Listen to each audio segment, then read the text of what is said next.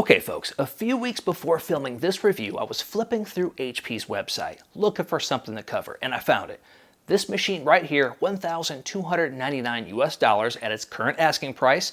It's got a 2070 Max-Q, a 6-core 10th generation i7. It is all aluminum, has Thunderbolt 3, and has a nice 144 Hz display. Good color gamut, 98% standard RGB. You're going to see all of that. Pretty awesome. So what's the catch? Small storage, small memory, both of which can be upgraded. If you have an extra 2.5-inch SSD on hand, throw that in here.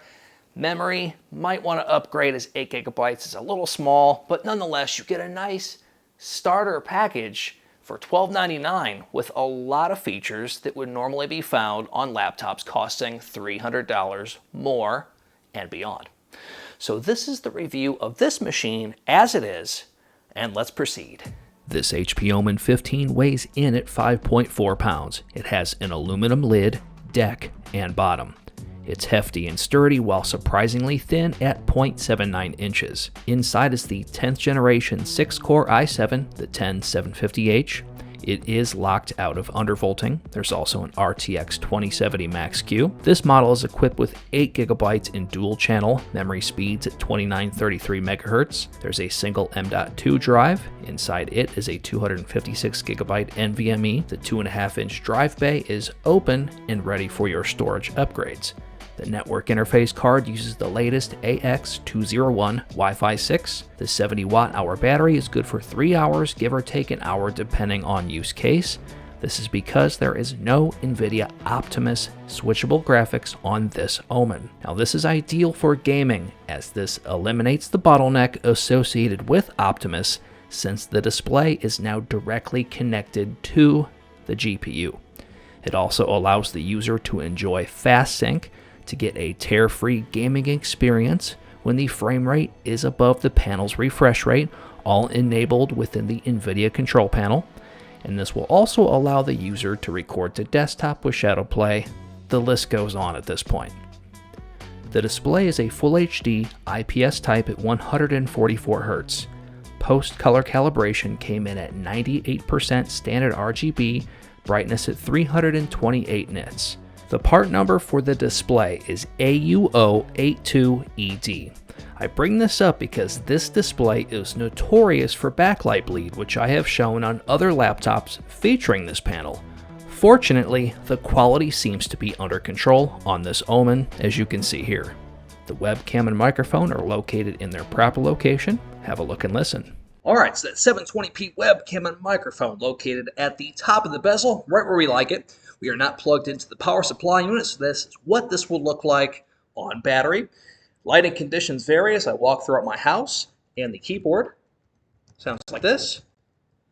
Air conditioning is running right now. See if you can pick that up, along with maximum fans. Have a listen. Fans are maxed out. Overall, decent quality. Nice job, HP. Port selection on the left is the barrel power port, and this Omen is powered by their 200-watt power supply unit. There's also a Gigabit Ethernet, HDMI 2.1, dual USB 3.1 Type-A, MIDI DisplayPort, Thunderbolt 3, no power delivery, and we have the headphone mic combo port. On the right, there is a ultra high-speed 1 micro SD card reader. The card will insert itself all the way into the chassis and is spring-loaded, and we have a single USB 3.1 Type-A. There's very minor liftoff, if any, when opening with one hand. The Elon trackpad is plastic and uses precision drivers. It's small, but has dedicated buttons that have long travel and consistent feel. The island-style keyboard on this model has black and red keys that are backlit in red only. It's bright, consistent, and can easily be seen in daylight, but lacks variable brightness levels. No physical complaints about the keyboard, and the temps under load were comfortable. Now the Bang & Olufsen speaker audio is fairly decent actually. It didn't pass latency mon, but was otherwise pleasant. Have a listen.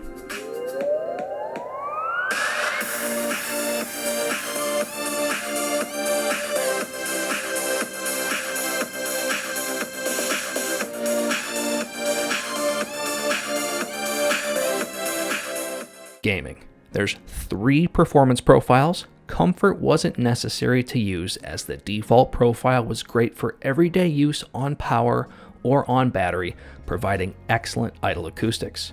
The performance profile gives the CPU and GPU more wattage under load, typically around 10 watts each. This increases performance by roughly 5% and temps by 10 degrees Celsius on both CPU and GPU under maximum fan speed of around 52 decibels.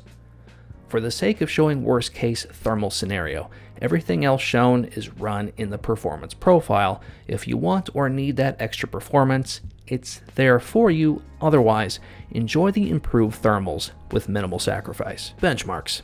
Everything checks out per the specs inside. The CPU is locked out of undervolting and everything shown is out of the box performance.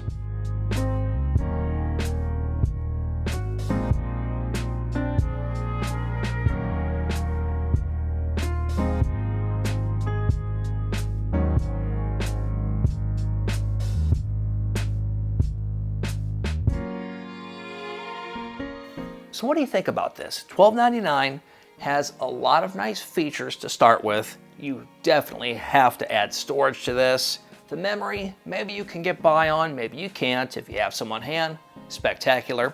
If you decide to throw 3200 megahertz memory in here, it will default to 2933. In fact, that's what's currently in here now. But everything that this laptop does from a gamer standpoint, its build quality, it feels very dense. When I hold this in my hand, when I use it, when I look at the specs that are inside, it feels like it should be a little bit more expensive than it is. But then once you factor in the weaker memory and storage, then it starts to make sense. But nonetheless, I find this to be a pretty compelling option for the right individual. And at the end of the day, that's kind of where all of these laptops are at anyway. There's no machine that works for everyone. There's just a machine that works for you. All right, folks, that's going to do it. That's my review of this HP Omen. Links in the description below. If you have any further questions, comments, lay them on me. Check the description and the pinned comment. I'm Bob of All Trades, and I'll see you soon.